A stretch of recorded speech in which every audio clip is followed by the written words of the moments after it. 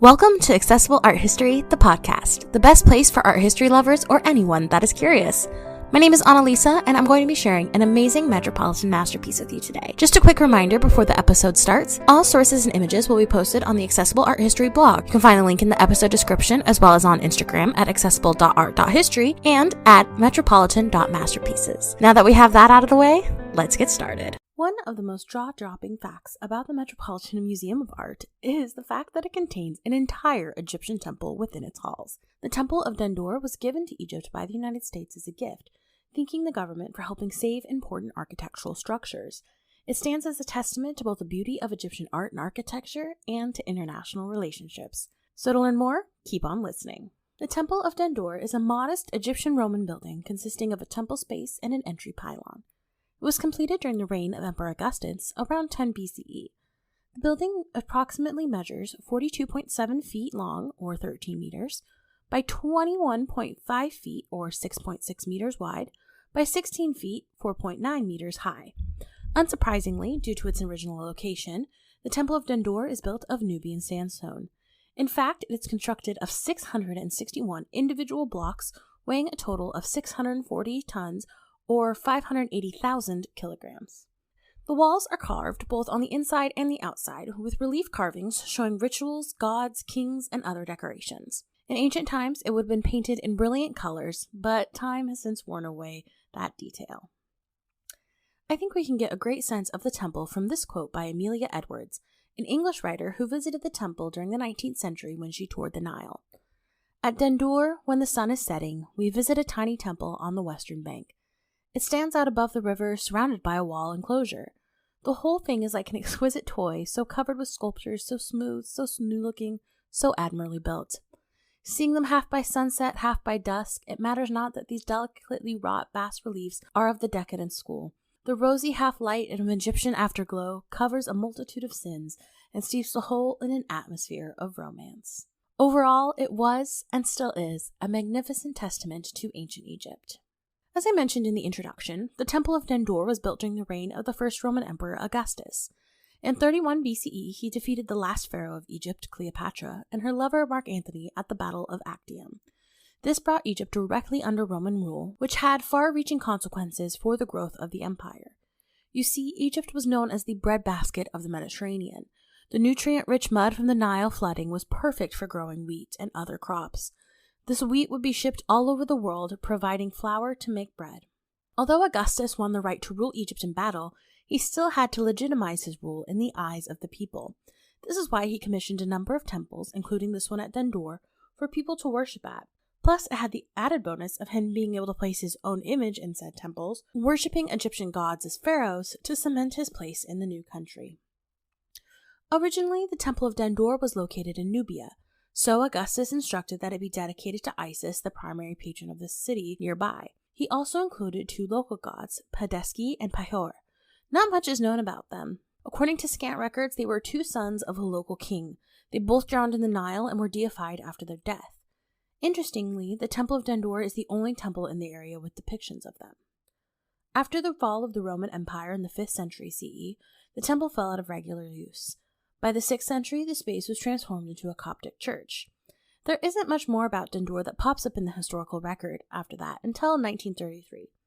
That year, the Egyptian government raised the height of the Aswan Low Dam. Because of the temple's proximity to the Nile, the space now flooded every 9 months. This caused damage to the ancient walls and became a concern to archaeologists. Now, at this point, you might be wondering how the Temple of Dendur came to be housed at the Metropolitan Museum of Art. New York is a long way from Egypt. Well, before I dive into that, I need to explain the international campaign to save the monuments of Nubia. You see, the Egyptian government needed to ensure that its citizens had enough water for drinking, bathing, livestock, etc.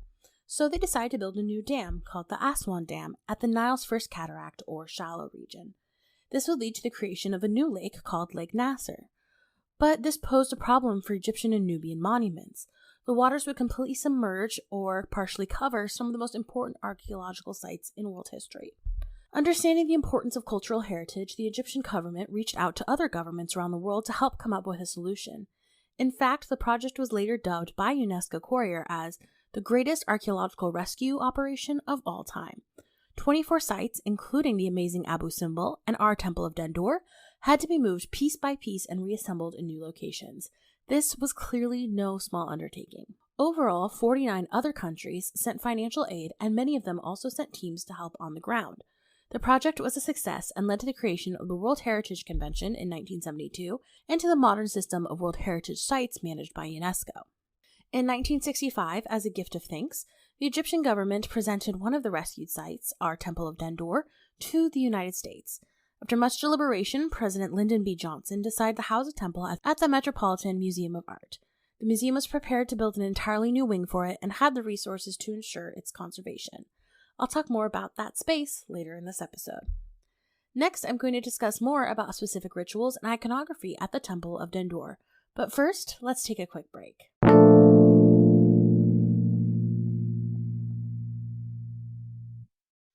Hey everyone! I wanted to take a quick break to tell you about what software I use to bring Accessible Art History, the podcast, to life.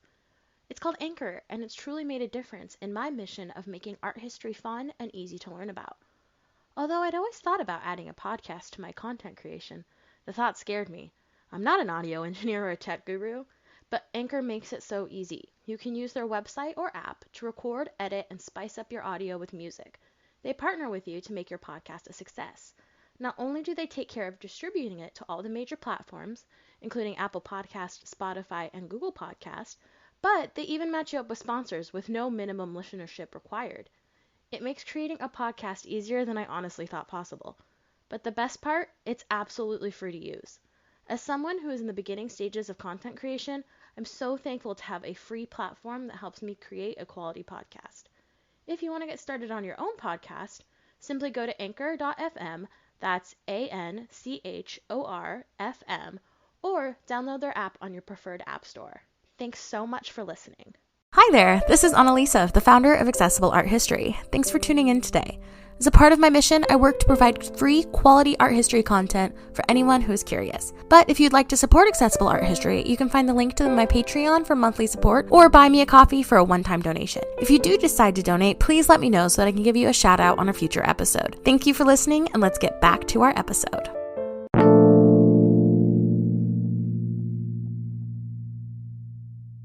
Alright, now that we're back, let's talk about the iconography of the Temple of Dendur. As I mentioned earlier in the episode, this space was dedicated to the goddess Isis.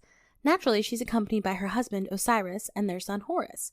Egyptian canon, or the specific way that something was portrayed in art, hadn't changed much over the thousands of years of civilization, so these gods are fairly recognizable in their roles. Fascinatingly, we also see the Emperor Augustus represented on the walls of the temple. As I mentioned earlier in the episode, the main reason that this temple and others were built was to legitimize his rule in Egypt.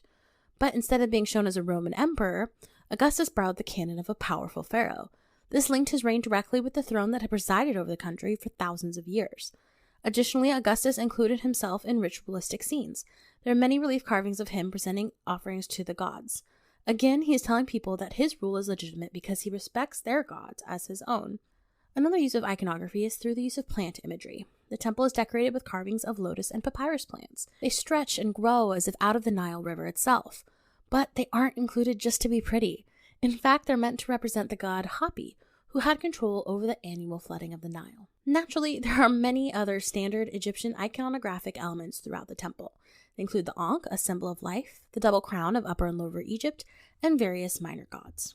It's important to remember while studying the Temple of Dendur that temples were not merely buildings, or even just spaces to worship. In ancient Egyptian religion, they were the literal homes and places for manifestations of the gods. This is because they believed that their gods, like their human subjects, needed sustenance in order to survive. So presenting food and offerings to the gods was an important part of a religious ritual. In order to represent this, there were one or more cult statues of Isis residing in the innermost part of the temple. During rituals, the statue would be carried throughout the space to interact with the images and worshippers. Seeing the goddess was a crucial part of this ancient belief system. In fact, you could almost say that seeing is believing. As I promised earlier, it's finally time to discuss the special wing that was built at the Met to house the Temple of Dendur. The museum hired architects Kevin Roche and John Dinkeloo of Roche Dinkeloo in Connecticut. They chose them especially because Roche was a huge fan of Egyptian architecture, especially pyramids. They chose to incorporate the original location of the temple by crafting a reflecting pool to symbolize the Nile, and a sloping wall to represent the cliffs. They also oriented the wing so that the temple would face east, its original orientation in Egypt. Today, this wing of the museum is simply known as Gallery 131, but this was a recent name change. For much of the wing's history, it was known as the Sackler Wing. It was named after the Sackler family, who donated a substantial amount of money to the Met in order to cover construction cost. However, the Sackler family are principals of Purdue Pharma. They have been heavily blamed for the opioid crisis in the United States because they manufacture and heavily promote the drugs at the heart of the epidemic. For many years, the public has pressured the Met to remove the name of the family from the various spots, including the Temple Wing, because of their involvement with this horrific crisis. Finally, in 2021, the museum complied with demands and removed the name from the museum. A new name for the wing hasn't been proposed, so it's simply referred to as Gallery 131, following general naming conventions of the spaces. The Temple of Dendur and its wing are the most breathtaking combination in the Metropolitan Museum of Art. Besides being a shining example of Egyptian architecture, it serves as a testament to the power of international cooperation and monument preservation. Thanks to nearly 50 countries, the Temple of Dendur survived a necessary dam building and serves to teach the visitors about ancient art and culture. Make sure to tune in next time when I discussed the reliquary bust of Saint Euryx. Thank you so much for listening to this episode of Accessible Art History, the podcast. Make sure to follow us on Instagram at accessible.art.history and at metropolitan.masterpieces for updates and to keep an eye out for the next episode. They drop every week on your favorite podcast platform. If you prefer to listen on YouTube, you can find episodes there on about 2 weeks after each episode is posted. Cheers and see you for the next episode.